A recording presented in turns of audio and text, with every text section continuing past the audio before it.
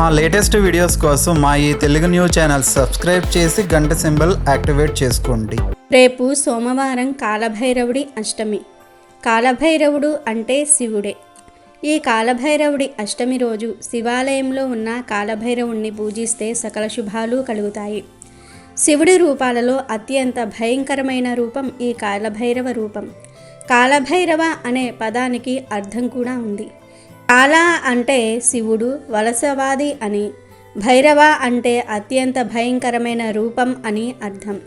కాలభైరవుడు శనిగ్రహానికి గురువు. అందుకే జ్యోతిష శాస్త్రం ప్రకారం ఎవరైతే కాలభైరవుడిని పూజిస్తారో వారికి గ్రహబాధలు శత్రుబాధలు ఉండవని నమ్మకము. కాలభైరవుడికి ఇష్టమైన తిథి అష్టమి తిథి. ఈ కాలభైరవ అష్టమి రోజు మీరు ఏం చేసినా చేయకపోయినా కుక్క కనిపిస్తే ఈ ఒక్క మాట అనండి చాలు, కష్టాలు కన్నీళ్లు పోతాయి, వద్దన్న డబ్బు వస్తుంది. మనలో చాలామంది రాత్రులు నిద్ర పట్టడం లేదని, చిన్న శబ్దం వచ్చినా భయమేస్తుందని బాధపడిపోతూ ఉంటారు. శత్రుబాధలు, ఆర్థిక సమస్యలు, నిద్ర సమస్యలు, ఆరోగ్య సమస్యలు ఉన్నవారు రేపు కాలభైరవ అష్టమి రోజు కుక్క కనిపిస్తే ఈ మాట చెప్పండి. మీ జీవితం మారిపోతుంది. మీరు పడుతున్న బాధల నుండి విముక్తి కలుగుతుంది. మీకు ఉన్న శత్రువుల సంఖ్య తగ్గుతుంది. మనలో కొంతమంది శత్రువులకు మంచి చేసినా వారికి చెడు జరుగుతుంది. మీరు ఎంత మంచిగా ఉన్నా శత్రువులు తయారవుతూ ఉంటారు. వ్యాపారంలో, ఉద్యోగం చేసే చోట కొందరు మిమ్మల్ని ఎంతసేపు ఇబ్బంది పెట్టాలని చూస్తూ ఉంటారు. మీ పనులకు ఆటంకాలు కలిగిస్తారు. శత్రువుల వల్ల, ఇరుగు పొరుగు వారి వల్ల ఇబ్బందులు పడేవారు కాలభైరవ అష్టమి రోజు కుక్క కనిపించగానే ఈ మాట చెప్పండి. మీకు ఇతరుల వల్ల కలిగే సమస్యలు పరిష్కారం అవుతాయి. అలాగే కొందరికి జాతకంలో దోషాలు ఉంటాయి. అలాంటి వారు ఎంత కష్టపడినా రూపాయి మిగలదు.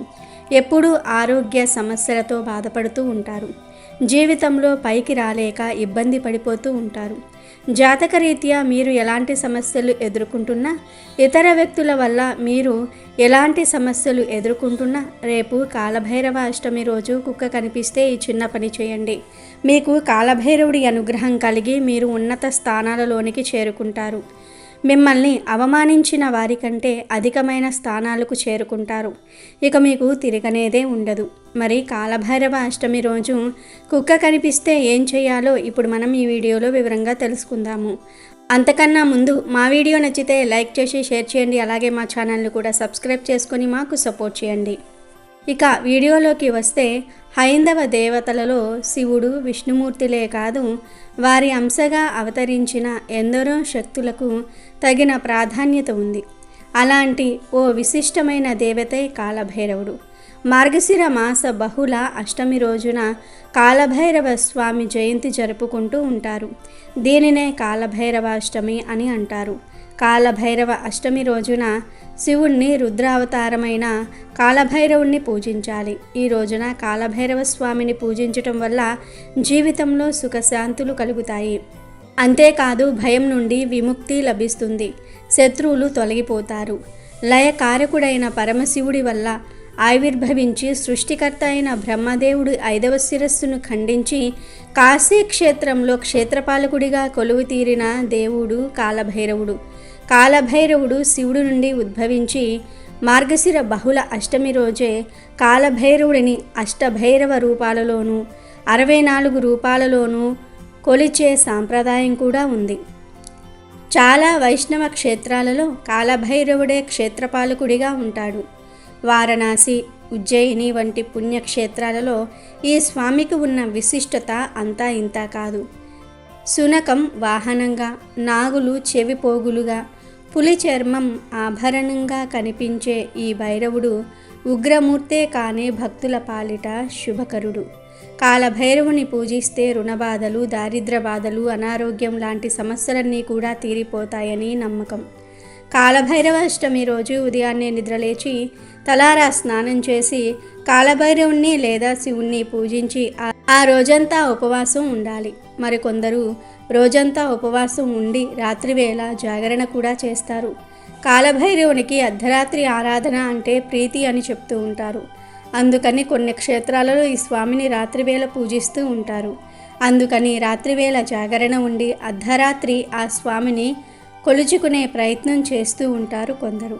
కాలభైరవ అష్టమి రోజున దేవాలయాల్లో కాలభైరవునికి కర్పూర తైల చూర్ణముతో అభిషేకం చేయించాలి.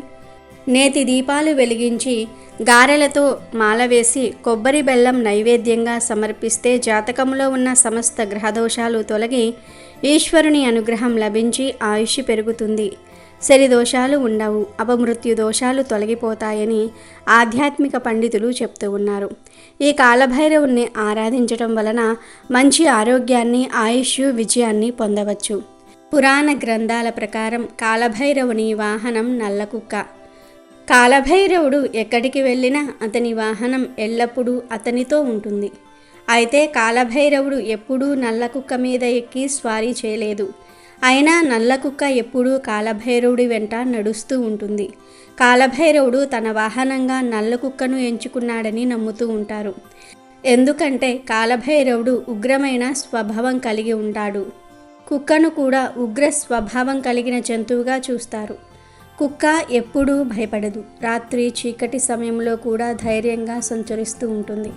అయితే తనపై ఎవరైనా దాడి చేస్తే వెంటనే మరింత ఉగ్రరూపం దాలుస్తుంది కుక్క. అలాగే కుక్క తెలివితేటలు కలిగిన జంతువు. అత్యంత నమ్మకమైన, విశ్వాసము, రక్షిత జంతువుగా పరిగణింపబడుతుంది. అంతేకాదు కుక్కలు దుష్ట ఆత్మలు, ప్రతికూల శక్తుల నుంచి రక్షించగల సామర్థ్యాన్ని కలిగి ఉన్నాయని కూడా నమ్ముతూ ఉంటారు. కుక్క సూక్ష్మ ప్రపంచంలోని ఆత్మలను చూడగలదు. భైరవుడు శ్మశాన వాటిక నివాసిగా వర్ణించబడ్డాడు. తంత్రశాస్త్రంలో కాలభైరవుడికి ప్రత్యేక స్థానం ఉంది. కాలభైరవుని వాహనంగా నల్ల కుక్కను భావించి పూజించటం ద్వారా దుష్ట శక్తుల నుంచి విముక్తి లభిస్తుందని నమ్ముతూ ఉంటారు. అంతేకాదు కాలాష్టమి రోజున నల్ల కుక్కకు రొట్టెలు తినిపించటం ద్వారా కాలభైరవుడు ప్రసన్నుడవుతాడని, ఆకస్మిక మరణ భయం నుంచి బయటపడతాడని నమ్మకం. ఇక రేపు కాలభైరవ అష్టమి రోజు మీకు ఉన్న సమస్యలను తొలగించుకోవడానికి కుక్క కనిపిస్తే దానికి నమస్కారం చేసుకొని ఈ మాట చెప్పండి. మీరు ఇతరుల వల్ల ఎక్కువగా భయపడుతున్నా, మీకు అధికంగా ధైర్యం పెరగాలి అన్నా రేపు కుక్క కనబడగానే ఓం భయాహరణం చ భైరవ అనే మంత్రం చదవండి. నిద్రలో పీడ కలలతో బాధపడేవారు, చుట్టూ జనం ఉన్నా భయపడేవారు ఈ మంత్రం కుక్క కనబడగానే 3 సార్లు చెప్పండి. మీకు కాలభైరవుడి అనుగ్రహం కలుగుతుంది. మీకు కొండంత ధైర్యం వస్తుంది. ఈ రోజున కుక్క కనబడితే దానికి రొట్టె కానీ గారెలు కానీ ఆహారంగా పెట్టండి. కుక్కకు ఆహారం పెట్టడం వల్ల మీ జీవితంలో ఉన్న సమస్యలు తీరుతాయి. జాతక దోషాలు కూడా తొలగిపోతాయి. మీ వీధిలో తిరిగే కుక్కలకు లేదా మీ ఇంట్లో పెంచుకునే కుక్కలకు ఈరోజు రొట్టెలను లేదా గారెలను తినిపించి ఈ మంత్రం 3 సార్లు జపించండి చాలు. మీకున్న భయాలన్నీ కూడా దూరమైపోతాయి. మీలో ధైర్యం, మీపై మీకు విశ్వాసం పెరుగుతాయి. ఈ రోజున మీకు వీలైనన్ని సార్లు కాలభైరవ అష్టకం చదవండి లేదా వినండి. ఇలా చేస్తే మీకు మంచి ఆరోగ్యం లభిస్తుంది. మీకు పనులలో కలిగే ఆటంకాలు కూడా తొలగిపోతాయి. కాలభైరవుడిని ప్రసన్నం చేసుకోవటం చాలా సులభం. మీరు మీ జీవితంలో అభివృద్ధి సాధించాలని అనుకుంటే, మీ జీవితంలో పోటీదారులపై విజయం సాధించాలని అనుకుంటే ప్రతిరోజు సాయంత్రం కాలభైరవ అష్టకం చదవండి. ఇలా చేస్తే అందరికన్నా ముందు మీరు జీవితంలో పురోగతిని సాధిస్తారు. ముఖ్యంగా రేపు కుక్క కనిపిస్తే మాత్రం మర్చిపోకుండా ఈ మంత్రం జపించండి. ఇంకా ఈరోజు మీకు నల్ల కుక్క ఎదురైతే మీ పంట పండినట్లే. ఈరోజు నల్ల కుక్క కనిపిస్తే దానికి గారెలను తినిపించటం మర్చిపోకండి. కుటుంబ సమస్యలు, ఆరోగ్య సమస్యలు, ఆర్థిక సమస్యలు, ఈది బాధలు ఉన్న వారందరూ కూడా రేపు కాలభైరవ అష్టమి రోజు కుక్క కనిపిస్తే ఈ పని చేయండి. శుభ ఫలితాలను పొందండి. ఇక వీలైతే కాలభైరవుని దగ్గర ప్రమిదలో నువ్వుల నూనె పోసి 4 ఒత్తులు విడివిడిగా వేసి దీపం పెట్టండి. ఈరోజు ఇలా దీపం పెడితే అపమృత్యు దోషాలు పోయి జీవితమంతా కూడా మీకు భోగభాగ్యాలు కలుగుతాయి, మంచే జరుగుతుంది. ఇక కాలభైరవునికి జలాభిషేకం అంటే చాలా ఇష్టం. కాలభైరవుడికి జలాభిషేకం చేస్తే ఆయన ఎంతో సంతోషిస్తాడు. వీలైతే అభిషేకం మీ చేతుల మీదుగా చెయ్యండి. మీకు వీలు కాకపోతే లేదా చేయటం వీలు కాకపోతే మీ పేరు మీద పంతులు గారితో చేయించుకోండి. ఇక కాలభైరవుడికి బాగా ఇష్టమైనది మారేడు కాయ. ఈరోజు దొరికితే ఒక్క మారేడు కాయ తీసుకుని వెళ్ళి కాలభైరవుని దగ్గర ఉంచి నమస్కారం చేసుకోండి. ఇలా చేస్తే కాలభైరవుని అనుగ్రహం మీకు కలుగుతుంది. ఇక ఈరోజు ఓం కాలభైరవాయ నమః అని మనసులో 21 సార్లు తలుచుకుంటే మంచి జరుగుతుంది. ఇక ఈరోజు ముఖ్యంగా చేయవలసిన పని 8 మిరియాలను ఒక తెల్ల బట్టలో కట్టి దానిని ఒత్తిలాగా చేసి కాలభైరవుని తలుచుకొని దేవుని ముందు 2 దీపాలను నువ్వుల నూనెతో వెలిగించండి. ఈరోజు ఇలా చేస్తే దీర్ఘాయుషు కలుగుతుంది. కాలభైరవుని పుట్టుక వివరించే ఒక పవిత్ర కథ ఉంది. ఆ పవిత్ర కథ వింటే చాలు మంచి జరుగుతుంది. మీకు ఎటువంటి దోషాలు ఉన్నా కూడా పోతాయి అని, సకలైశ్వర్యాలు సిద్ధిస్తాయి అని పురాణాలు చెబుతూ ఉన్నాయి. ఇది పురాణాలకు సంబంధించిన కథ. సృష్టి ఆవిర్భవించిన తర్వాత ఒకసారి బ్రహ్మదేవుడు శివకేశవులను చూసి ఇలా అంటారు, నేను పరబ్రహ్మ స్వరూపుడిని, నేనే ఈ సృష్టికర్తను, మీరిద్దరూ నేను చెప్పినట్లుగా నడుచుకోవాలి అంటారు. దానికి ఆ మహాశివుడు, బ్రహ్మదేవ, నువ్వు అలా మాట్లాడడం భావ్యం కాదు. విష్ణుమూర్తిని సృష్టించినది నేను. ఆ విష్ణువు యొక్క నాభిలోని పద్మము నుండి నువ్వు జన్మించావు. ఈ సృష్టి కార్యక్రమంలో నీకు తోడుగా ఉండడానికి సరస్వతీదేవిని సృష్టించి నీకు ఇచ్చాను. ఇదంతా తెలిసి నేనే సృష్టికర్త అని ఎలా అంటున్నావు? నీవు అహంకారంతో మాట్లాడుతూ ఉన్నావు. వేదాలన్నీ కూడా నేనే సర్వేశ్వరుని అని చెప్తూ ఉన్నాయి. నీవు ఇలా మాట్లాడడం భావ్యం కాదు అని ఆ మహాశివుడు అంటాడు. దానికి బ్రహ్మదేవుడు, నీవు ఏమి అన్నా కానీ నేనే ఈ సృష్టికి ఆధారం అంటాడు. ఇక శివుడు వేదాలను పిలిచి, ఓ వేదములారా, త్రిమూర్తులలో మీరు ఎవరిని పరబ్రహ్మ అని స్తుతిస్తున్నారో తెలపండి అని వేదాలను అడుగుతాడు. దానికి ఋగ్వేదము ఇలా అంటుంది, సర్వ జగత్తుకు ఆధారమైన వాడు పరమేశ్వరుడు, పరబ్రహ్మ ఆ మహాశివుడే తప్ప మరెవ్వరూ కాదు అంటుంది. తరువాత యజుర్వేదము ఇలా అంటుంది, యజ్ఞ యాగాదులు, ధాన్యము, యోగము అన్నీ కూడా ఈశ్వరుడే అని చెప్తూ ఉన్నాయి. తరువాత సామవేదము ఇలా అంటుంది, అన్ని కర్మలకు ప్రేరకుడు శివుడు, మనం చేసే కర్మల ఫలాల్ని మనకి ఇచ్చేది శివుడు, శివుడి కానిది ఏది ఈ చతుర్దశ భువనములలో లేదు అంటుంది.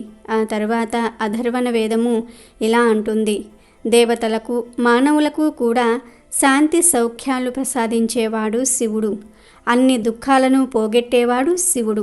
ఈ సృష్టిలో శివుడి ఆజ్ఞ లేనిదే చీమైనా కుట్టదు అని అంటారు అని వేదములు శివుడే ఓంకార రూపం అని, శివుడే సృష్టికర్త అని చెప్పాయి.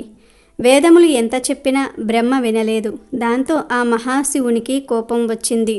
శివుడు రౌద్రమూర్తి అయి ఒక్కసారిగా విరుచుకుపడ్డారు. ఆ విరుచుకుపడటంతో భయంకరమైన పెద్ద శరీరం పుట్టి శివుని ఎదుట నిలిచింది. అది ఆకాశం అంత ఎత్తు ఉంది. 4 చేతులు ఉన్నాయి, 3 కన్నులు ఉన్నాయి. చేతుల యందు శూలము, గద, డమరుకము, మెడలో పుర్రె ధరించి ఉన్నాడు. పామును జంధ్యముగా ధరించి ఉన్నాడు. అతను డమరుకమును మోగించాడు. ఆ శబ్దానికి భూమి ఆకాశము అష్టదిక్కులు దద్దరిల్లాయి. ఆ శబ్దానికి అతను చిందులు తొక్కారు. దాంతో భూమి కంపించింది. అతని శరీరం పచ్చ కర్పూరంలా వెలుగుతుంది. ఆ భయంకర పెద్ద ఆకారం ఆ మహాశివుడికి నమస్కరించి, స్వామి, ఏమిటి మీ ఆజ్ఞ అని అన్నాడు. అప్పుడు శివుడు ఇలా అన్నాడు, బ్రహ్మదేవుడు అహంకారం వల్ల వేదాలను ధిక్కరిస్తూ ఉన్నాడు, అతనిని శిక్షించు అని చెప్పాడు. అలా శివుడు చెప్పగానే ఆ రుద్రమూర్తి తన చిటికిన వేలుకు ఉన్న గోరుతో బ్రహ్మదేవుని శిరస్సు ఒకటి తుంచివేశాడు. ఆ శిరస్సు వెళ్ళి తూర్పు దిక్కున పడింది. అదే బ్రహ్మ కపాలము. దాంతో బ్రహ్మదేవుని అహంకారము తొలగి గర్వం అణిగిపోయింది. శివుని ఓంకారంతో పుట్టాడు కాబట్టి ఆ అవతారం ఎంతో భయంకరంగా ఉంది. ఆ ఆకారముకు శివుడు కాలభైరవుడు అని పేరు పెట్టాడు. శివుడు కాలభైరవుడితో ఇలా అన్నాడు, కుమారా, నీవు బ్రహ్మదేవుని శిరస్సు నెరికావు కాబట్టి నీకు బ్రహ్మహత్యా దోషం అంటుతుంది. ఈ కపాలము నీ వెంటే ఉంటుంది. నీవు కపాలిక వ్రతం అవలంబించి క్షేత్రాలను దర్శించు, చివరకు కాశీపట్టణం చేరు. నీవు కాశీ చేరగానే నీ కనుల ముందే బ్రహ్మహత్య పాతకం భస్మమైపోతుంది. ఆ తర్వాత కాశీ క్షేత్రంలో క్షేత్రపాలకుడిగా ఉంటూ నన్ను సేవిస్తూ ఉండు అని చెప్తాడు.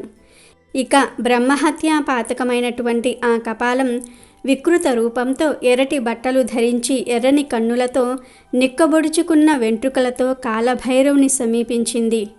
భైరవుడు వేగంగా కదిలి వెళ్ళిపోయాడు. బ్రహ్మహత్య పాతకం కూడా భైరవుని వెనువెనకాలనే వెళ్ళిపోయింది. ఈ విధంగా భైరవుడు క్షేత్రాలన్నీ కూడా తిరిగి కాశీపట్టణం చేరుకున్నాడు. కాలభైరవుడు కాశీపట్టణం చేరగానే ఆ కపాలం భగ్గున కాలిపోయింది. కాలభైరవుడు గంగా స్నానం చేయగానే అతని శరీరము ధవలకాంతులతో మిలమిల మెరిసిపోయింది. ఆ తర్వాత కాలభైరవుడు శివుడు ఆజ్ఞాపించినట్లుగా కాశీనగరాన్ని కాపాడుతూ శివుడికి సేవ చేస్తూ కాలం గడపసాగారు. అలా కాలభైరవుడు భక్తులచే పూజలు అందుకుంటున్నాడు. పురాణాలలో చెప్పిన ఈ కాలభైరవుని జననం గురించిన ఈ కథ ఈ రోజున విన్నా చదివినా చెప్పినా జన్మంలో చేసిన పాపాలు 7 జన్మల నుండి మిమ్మల్ని వెంటాడుతున్న పాపాలు దరిద్రాలు అన్నీ కూడా పోయి 1,000,000 జన్మల బలం వస్తుంది. అమెజాన్లో బెస్ట్ డిస్కౌంట్స్ కోసం వీడియో డిస్క్రిప్షన్లో లింకు ఉంది, చూడండి. అలాగే మా టెలిగ్రామ్ ఛానల్ సబ్స్క్రైబ్ చేసుకోండి.